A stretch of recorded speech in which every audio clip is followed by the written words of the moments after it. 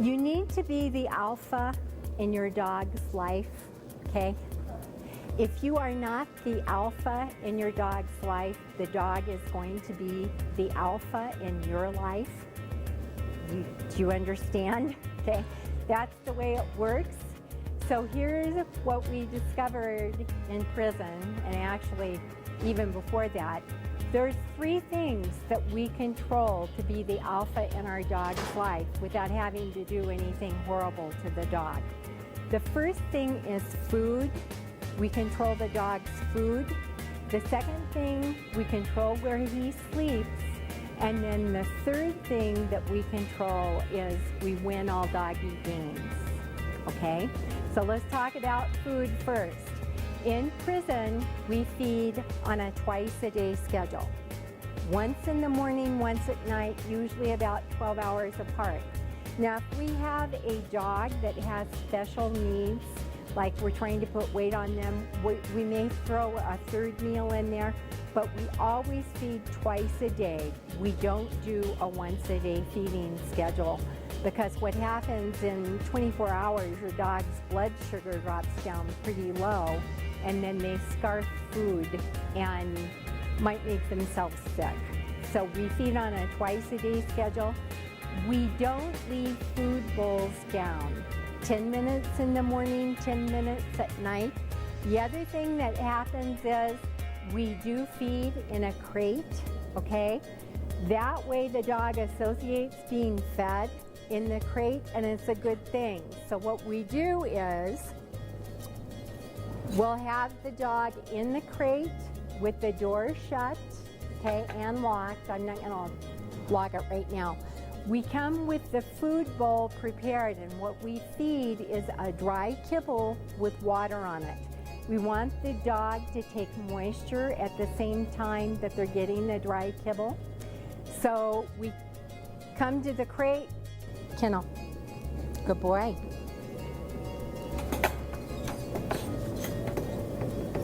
Okay, he's shut in the crate, right? He sees the food coming. The first thing he's gonna do, he's standing up. I'm gonna look in there, I'm gonna tell him, sit. Good, sit. Good, sit. Sit. Release. And shut the door. And you notice on his release command, he goes and he eats. We're controlling the food, okay? So if he had a full bowl of food, his pretend bowl of food is gone. He's had it for 10 minutes. I'm not gonna leave a dog dish down for him all day. The reason we don't do that is that's free feeding. The dog comes back and they get a little bit of food, they get a little bit of food, they get a little bit of food. Who's controlling the food, you or the dog? Please, please, please, if you have a multiple dog household, don't feed the dogs together in the same room. Or if you're gonna feed them together, what you're gonna do, you wanna go ahead and get that out. What you're gonna do is you're gonna feed each dog in their own crate.